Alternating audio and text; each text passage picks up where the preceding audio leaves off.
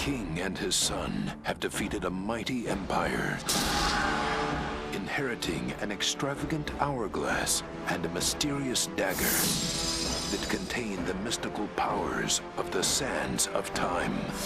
Inside the hourglass is a marvel that no living man has seen. Only the dagger can unlock the sands of time, and it belongs to a greater one than I. But when the prince is tricked into releasing an ancient and evil curse, You have unleashed the sands of time. I can undo what you have done. Give me the dagger. he'll have to put his faith in a woman he has no reason to trust. My father's army sacked your palace, captured you as a slave. You have every reason to hate me. Now you want me to trust you. Go on! There's no time! The dagger! He must not get the dagger! Now he must use his power to control time, to get the sands back. The power of revival.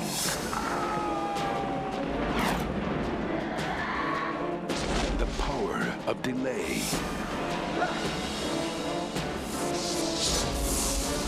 The power of restraint.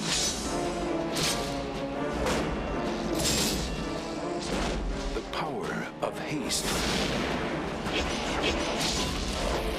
The power of destiny.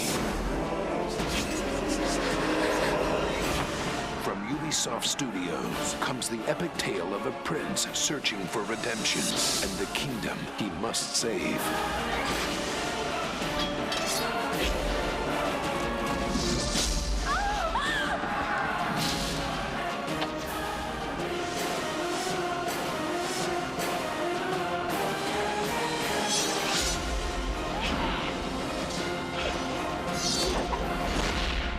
Prince of Persia, The Sands of Time.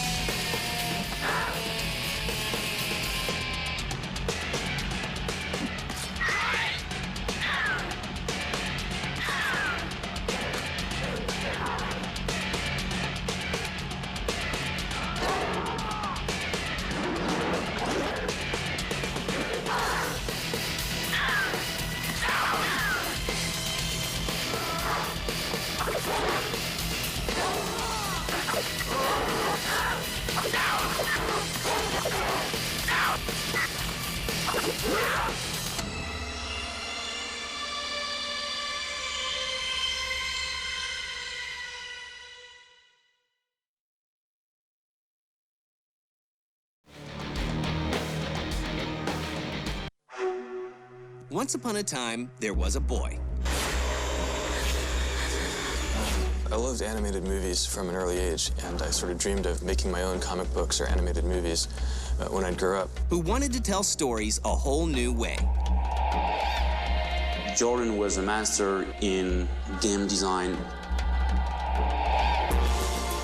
He rotoscoped his brother's movements. And created a tale of a prince. Jordan managed to create such deep emotions that ushered in a new age of gaming. Prince of Persia is also kind of considered one of the first action-adventure games. Sands of Time, unfortunately, it didn't really translate into the blockbuster sales that was expected. This is the story of the Prince of Persia series.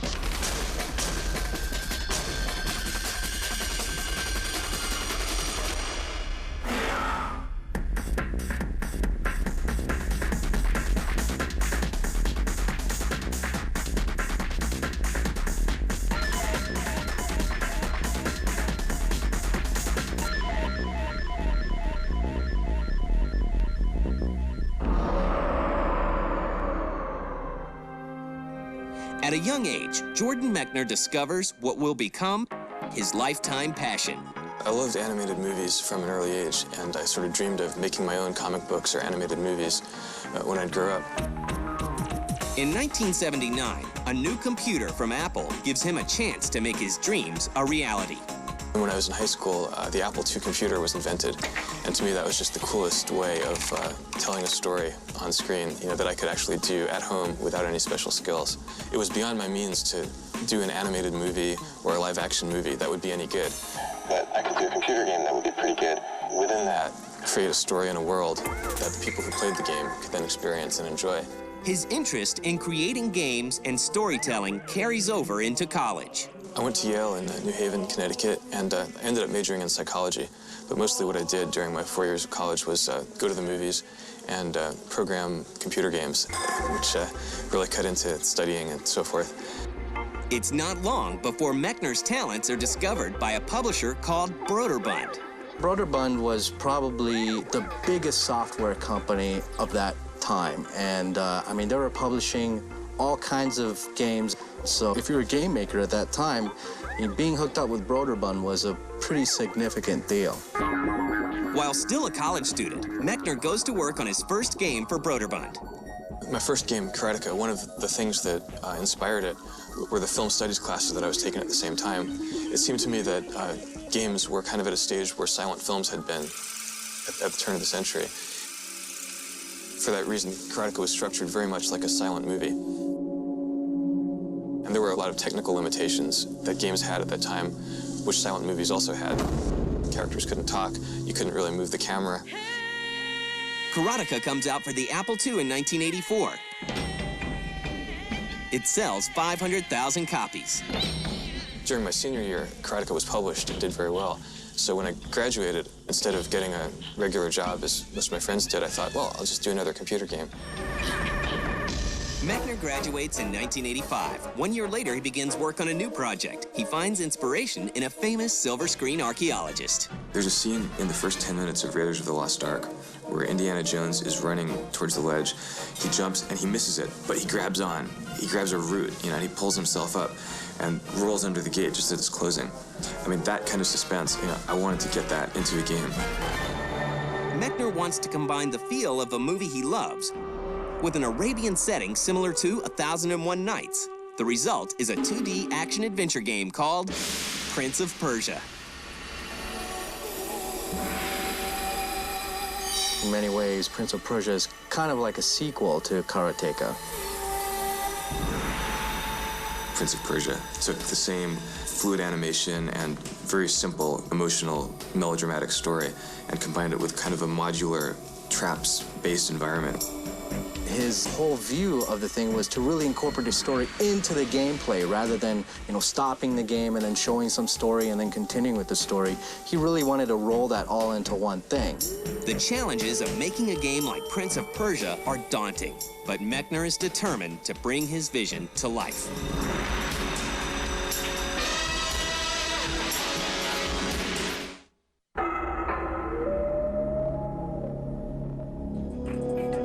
By 1986, Jordan Mechner is living in California and working hard on his newest game, Prince of Persia. Like many developers of his time, he must wrestle with limited technology. One of the biggest limitations in the earlier stuff is definitely sound. You hear about composers making music for systems in that era, and it was really like composing with one hand tied behind your back. Well, the big problem on the Apple II with music was that the computer was only capable of playing one note at a time. My dad is trained as a classical pianist when he was young, so I asked my dad if he would compose the music. First for Karateka, and then for Prince of Persia. Mechner uses a new technique in animation with the help of his 15-year-old brother, David. Jordan Mechner apparently took a lot of video footage of his brother jumping up and down and running around, hanging on ledges. After that, he basically what's called rotoscoping, and he rotoscoped his brother's movements. And he really studied that very, very hard and tried to really emulate almost perfectly his brother's movements. I wanted to create a character that would have weight. When you were running, you had momentum, and if you then pushed the joystick in the other direction to turn around, the character's arm would kind of flail behind him because it's hard to turn around when you're running that fast in one direction. The whole breakthrough in terms of technology, which is the rotoscope, helped everyone to gather around this magnificent character who was the very first one to be so well animated. As Prince of Persia gets closer to completion, Mechner's talents become more and more apparent. Jordan was a master in game design, level design ingredients, building the right learning curve, the right difficulty curve. The time limit on Prince of Persia is what kind of heightened the whole experience of the game. You're sweating, you're wondering if you're gonna make it or not. You have no weapon, and you gotta find the weapon. Clock's still ticking. The whole time, the game has this incredible tension. The most appealing thing was how simple all the elements that Jordan managed to bring together to create such deep emotions. The AI of the enemies was also pretty advanced for a game like that. I mean, you were out in a full-out sword battle with these guys. It wasn't just like hack slash and then they're out of your way. You engaged in kind of a lengthy sword battle with these guys and hope to put them away just in time for you to keep going. Broderbund releases Prince of Persia for the Apple II in 1989. It's funny, the big worry with Prince of Persia 1 was because I programmed it on the Apple II, and when it came out in '89, the Macintosh had already been introduced. It didn't seem like very many consumers were ever going to see it, simply because Apple II games weren't really being bought in stores anymore. What really saved Prince of Persia was the console versions that came out in the following years. The first Prince of Persia game is a huge success, not only because it created a palette for the rest of the video game industry to work off of, but also it was ported to so many different systems, and there were people playing that all over the place.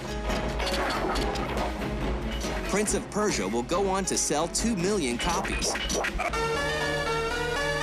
Meanwhile, Mechner decides to take a break. And at that point, I'd spent a good part of my youth writing computer games, and I was kind of eager to get out and experience the world and have adventures and so forth outside of the industrial park in Northern California, where it seemed like I'd been forever. So I went back to New York, went to film school, then I lived in Paris to make a film. But he doesn't step out of games completely. When Vertebrate came to me, wanted me to do Prince of Persia 2, my first reaction was, no, I don't want to program another game. It's too hard. It takes too long. We were able to work out an arrangement whereby I didn't have to program it. I would just come up with a story.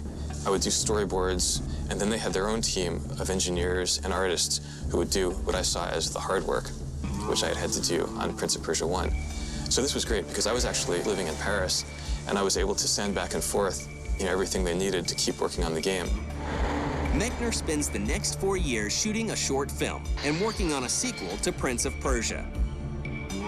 Prince of Persia, The Shadow and the Flame comes out for the PC in 1993 and outsells the original. In 1997, Mechner branches out and releases an adventure game called The Last Express. The game is praised by critics, but sales are sluggish. So it was kind of this bizarre labor of love, this project that took us 4 years to do. And ultimately, there was not a huge market for adventure games in '97, especially adventure games that took place in 1914 on the Orient Express. The game's beautiful. I love the project. I think all of us who worked on it are very proud of it, but it didn't have the kind of success that the Prince of Persia games did. With the disappointing performance of The Last Express, Mechner feels like he's done with games.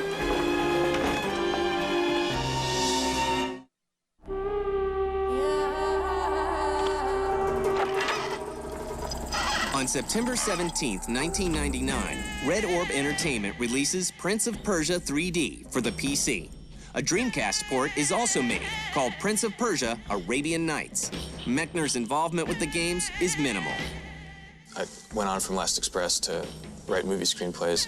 I did a little consulting for them on the project at the beginning, but ultimately that was a Vertebrate project that later became a Mattel project.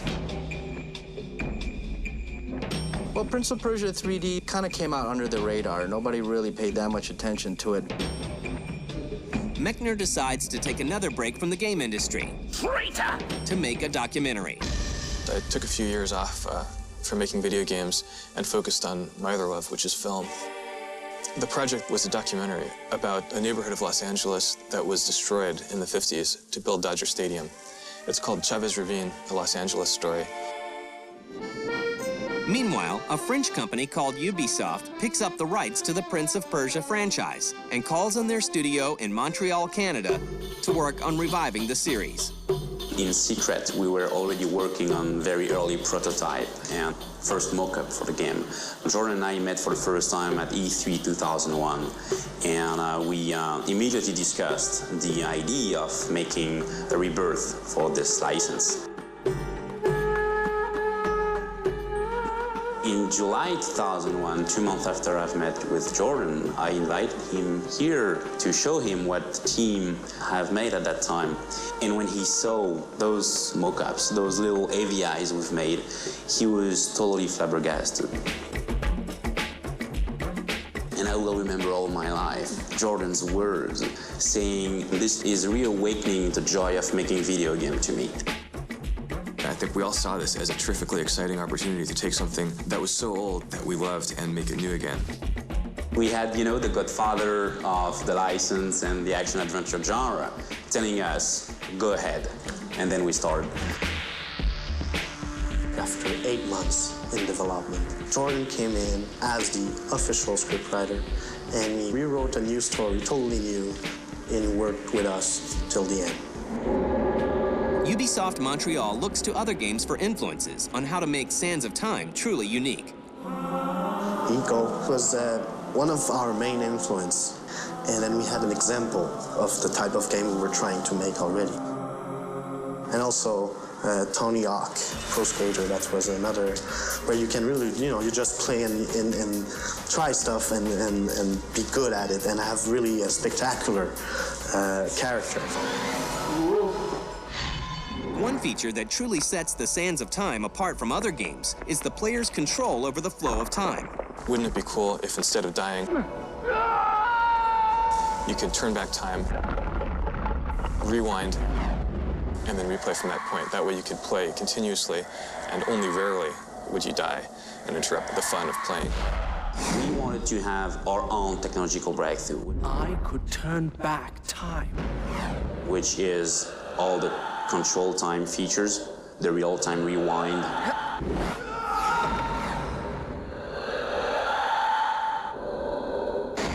The Prince himself gets an update. We always knew that he was going to be a really agile, acrobatic guy. He's not like muscle-bound. He's more the kind of clever trickster. Developing a character who looked the way that the character felt to play, that was the challenge. He had to have an attitude that would make gamers today really want to be the Prince and play in that world. I'm very happy with the design we came up with. As does the gameplay. A lot of 3D games are they're beautiful, but they're kind of clunky to actually play. So we wanted to have the mechanics and the camera so taken care of that it could become second nature to the player. You could just hit buttons and do a sequence of moves and have this incredible acrobatic thrill of movement. What they really succeeded with the Sands of Time is creating a very seamless animation that really makes you feel like you're controlling the character. These animations aren't just pre-scripted things, but you're causing this animation to happen. Ubisoft releases Prince of Persia: The Sands of Time for the PC, Xbox, PlayStation 2, and GameCube on November 6, 2003. Sands of Time, unfortunately, is one of those games that was a critical success. It had great reviews. It said it was an excellent game, but it didn't really translate into the blockbuster sales that was expected. To the point that even a couple months later, Ubisoft bundled Splinter Cell with Prince of Persia. You buy Prince of Persia, and then you get a free Splinter Cell. After a relatively slow start, Prince of Persia: The Sands of Time sells more than 2 million copies worldwide. The way that, the gamer have appreciated the game has been really, really good for us. We were very surprised, yeah. The Prince has returned, and his new adventures are just beginning.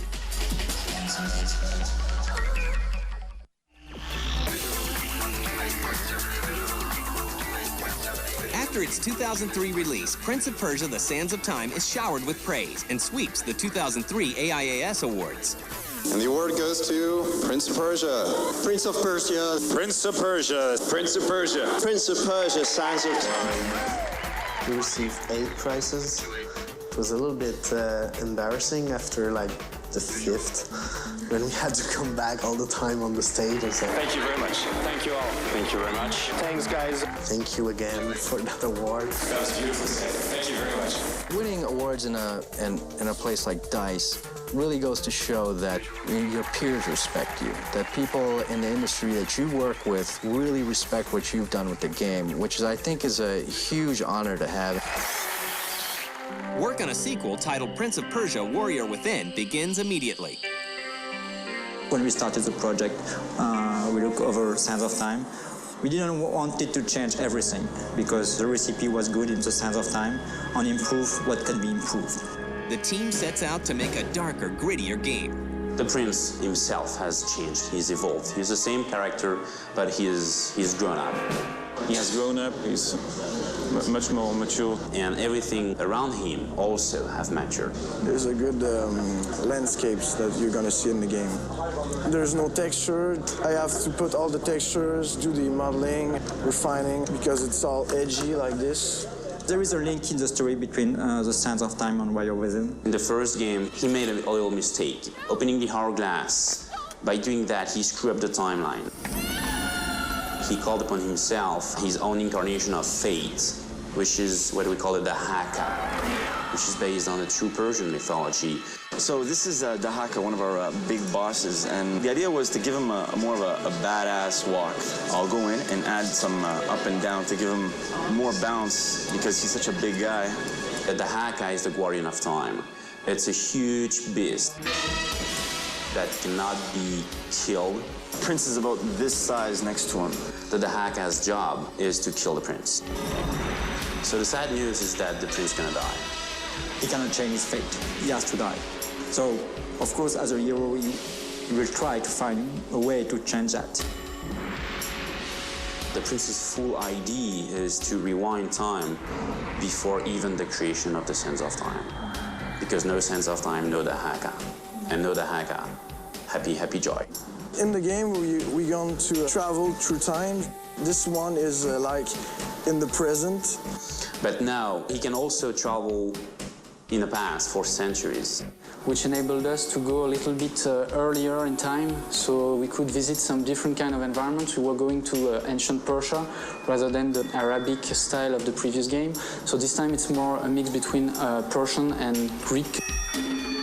The highlight of the sequel is an enhanced fighting system. So the freeform fighting system, as a gameplay mechanics, is basically a mix between the Prince of Persia fighting system and the SSX combo stuff, where you can basically define your own fighting skill.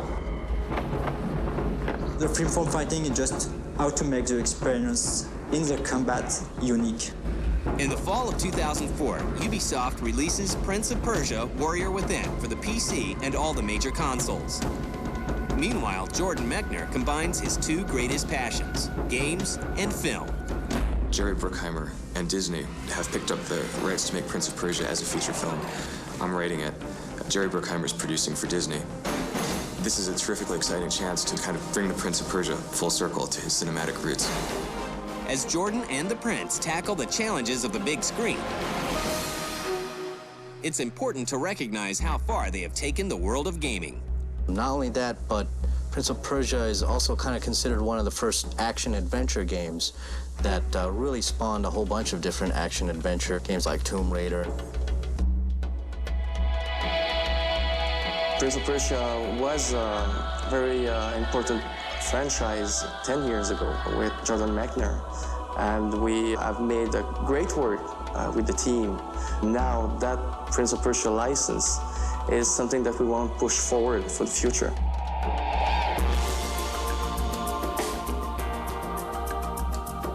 I don't think I could have foreseen that 15 years later, Prince of Persia would still be alive, and still be played and remembered. You know, that's probably one of the most rewarding aspects.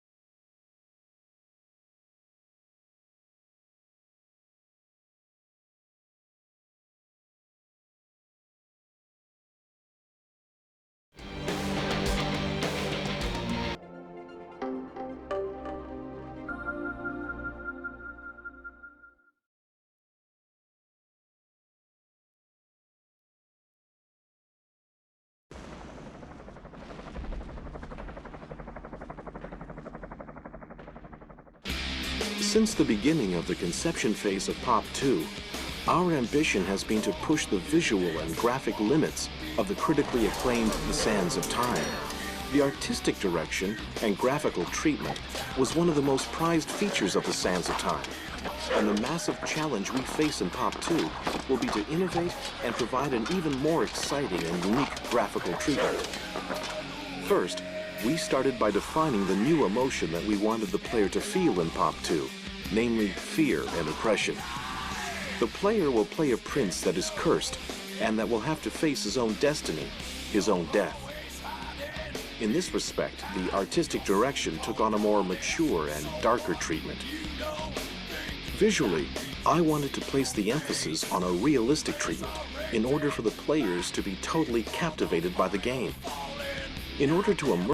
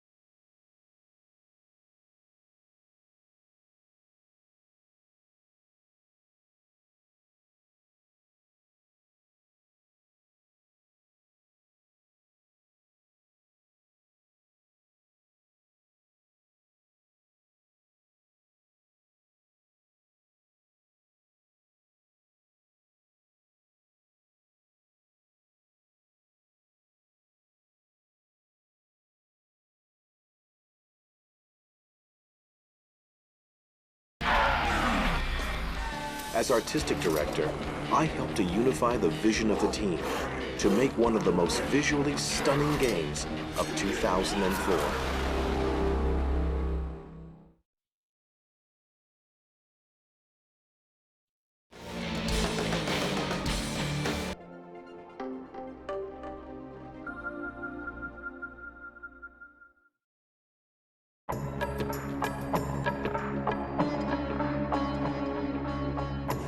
Hi, I'm Jean-Christophe Guillot, creative director for Prince of Persia 2. For 10 years, the Prince of Persia brand has been a defining benchmark for action-adventure gaming. So when we started imagining potential concepts for the sequel, we wanted to keep the best of the Sands of Time design, but also innovate to make the experience even more memorable. So, the concept behind Pop 2 relies on the same core values as all of the other Prince of Persia games.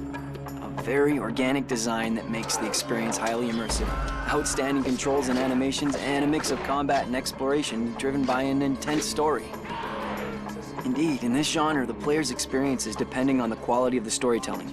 Here, we want to put the player in a highly dramatic situation. His fate has been written, his fight is hopeless, he will die. That said, there will be a lot of unexpected developments as the game progresses. We've incorporated some special surprises guaranteed to throw gamers through a loop. To add to this drama and support this story, we also defined characters that we wanted to be absolutely memorable. For instance, players will fight enemies as diverse as the Thrall, a 20-foot giant, and a huge mythical animal called the Griffin. He'll also be hunted by the Dahaka, the guardian of time that can't be defeated. As many enemies, as many gameplays was our motto. Gameplays in Pop 2 will be even more diverse than in the previous episodes. We put a lot of creative efforts into defining new enigmas, new traps, and other elements that will keep gamers on the edge of their seats with every new challenge. But the major change in terms of gameplay is certainly the brand new fighting system. The team has completely reworked the way fights are organized in Pop 2. The player will not only be able to perform new moves like grabs, decapitations, and strangulations, but he will also be able to create unique fight sequences by chaining a lot of basic moves together. We call it the free-form fighting system. Concretely, you will be able to start with a grab and then decide whether you want to throw the enemy at another one, slice him, strangulate him, or stab a sword through his body. Another thing we introduced is the double sword combat gameplay. Pick any weapon dropped by your enemy and use it as a secondary weapon. You now have access to a series of new deadly moves with 2 weapons. Or you can utilize the new projectile aspect of freeform fighting and simply throw it at your enemy for maximum damage. We also wanted to give game players a new sense of power. The Prince is now acting with more strength and aggressivity. We paid special attention to the diversity and visual impact of the finishing moves. For instance, the double sword decapitation. For this move, we put a lot of effort into the richness of the animations, special effects like slow motion and camera angles to make it absolutely memorable. Eventually, we wanted combats in Pop 2 to be as acrobatic as the best cloak and dagger movies, so we used these references to create unique moves using the environment, like swinging around a pillar while slicing your enemies, stabbing your sword in a curtain and sliding down, or rebounding off walls towards your enemy. With all these new elements, we strongly believe the sequel we all imagined and hoped for is coming to fruition, and it will truly set new standards in the action genre, just like Prince of Persia: Sands of Time did in 2003. Prince of Persia 2 will hit stores this November. Look for it.